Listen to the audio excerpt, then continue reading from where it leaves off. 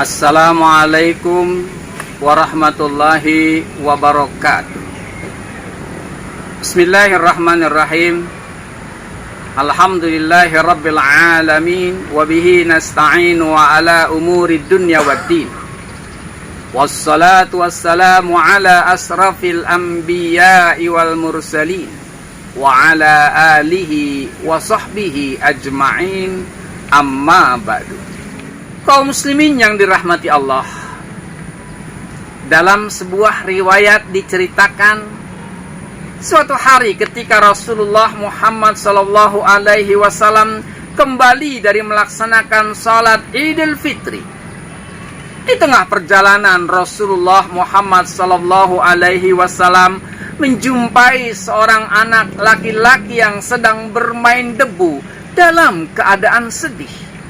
Tidak seperti anak-anak seusianya hari itu yang sedang bergembira merayakan hari raya Idul Fitri.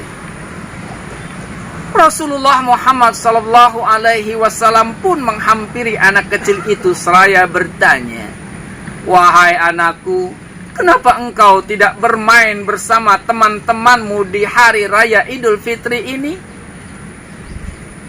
Anak itu menjawab, "Bagaimana saya bisa bergembira seperti teman-teman saya?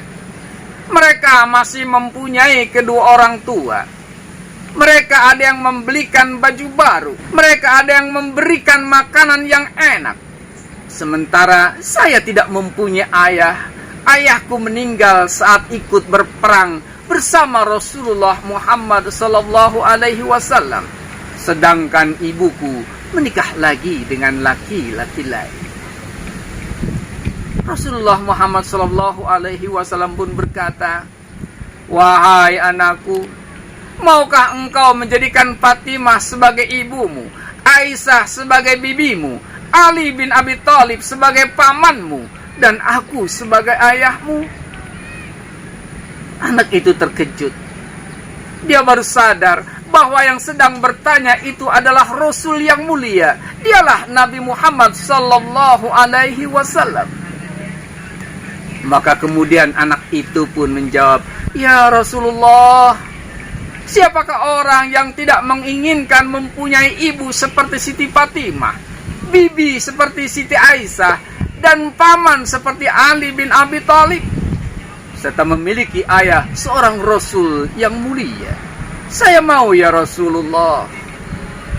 Maka kemudian Rasulullah Muhammad sallallahu alaihi wasallam pun membawa anak itu pulang dan meminta kepada istrinya untuk mengurusi anak itu, memberinya pakaian yang baru dan makanan yang enak, sehingga anak itu pun kini dapat bergembira bersama teman-temannya di hari raya Idul Fitri ini. Subhanallah, betapa sayangnya Rasulullah Muhammad sallallahu alaihi wasallam kepada anak yatim.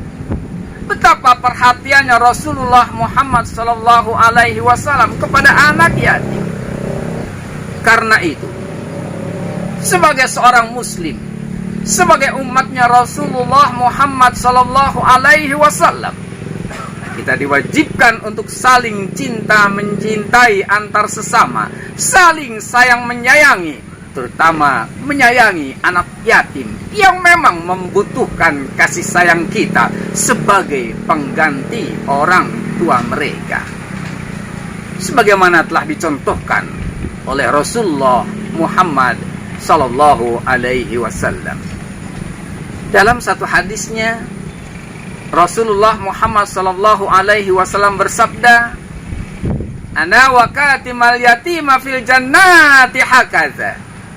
Saya bersama orang-orang yang mengasihi anak yatim akan bersama di dalam sorga seperti dua jari telunjuk tengah dan jari telunjuk. Artinya, saya bersama orang-orang yang mengasihi anak yatim akan bersama-sama di dalam sorga seperti dua jari telunjuk dan jari tengah. Kaum muslimin yang dirahmati Allah, betapa cintanya Rasulullah Muhammad sallallahu alaihi wasallam kepada anak yatim. Karena itu, Beliau melarang keras umatnya menghardik anak yatim. Karena Allah menganggap mereka yang menghardik anak yatim sebagai pendusta agama. Sebagaimana Allah firmankan dalam Al-Quran surat Al-Ma'un ayat 1 dan 2. Ara'aital ladzi yukazzibu bid-din fadzalikal ladzi yad'ul yatim. Tahukah kamu orang-orang yang mendustakan agama? Ialah orang-orang yang menghardik atau tidak peduli terhadap anak yatim. Karena itu, mereka yang sudah menunaikan ibadah haji dianggap dusta hajinya. Mereka yang telah melaksanakan salat dianggap dusta salatnya. Mereka yang telah melaksanakan puasa dianggap dusta puasanya. Dan mereka yang telah mengeluarkan zakat dianggap dusta zakatnya. Bahkan mereka yang telah menyatakan iman kepada Allah Subhanahu wa ta'ala dianggap dusta imannya apabila dalam hidupnya dia tidak mau ambil peduli terhadap nasibnya anak-anak yatim. Kaum muslimin yang dirahmati Allah, hamba yang dekat dengan Allah itu adalah hamba Allah yang dermawan.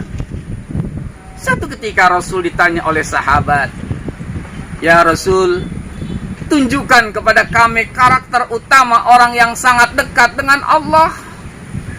Rasul menjawab, "Ra'fu," belas kasih. Pada diri orang-orang dermawan itu bukti bahwa rahmat Allah itu ada pada diri. Ar-Rahimuna yarhamkumur Rahman. Hamba-hamba yang belas kasih, hamba-hamba yang dermawan sangat dicintai oleh yang maha penyayang, yakni Allah Subhanahu wa ta'ala. Janganlah kita menjadi pendusta agama dikarenakan kita suka menghardik anak yatim dan tidak peduli terhadap nasibnya anak yatim. Kita memohon kepada Allah, mudah-mudahan kita termasuk hamba-hamba Allah yang senantiasa mencintai dan menyayangi anak-anak yatim, yang kelak kita akan masuk surga berdampingan dengan Rasulullah Muhammad sallallahu alaihi wasallam. Amin ya rabbal alamin. Billahi sabilil haqq. Wassalamualaikum warahmatullahi wabarakatuh.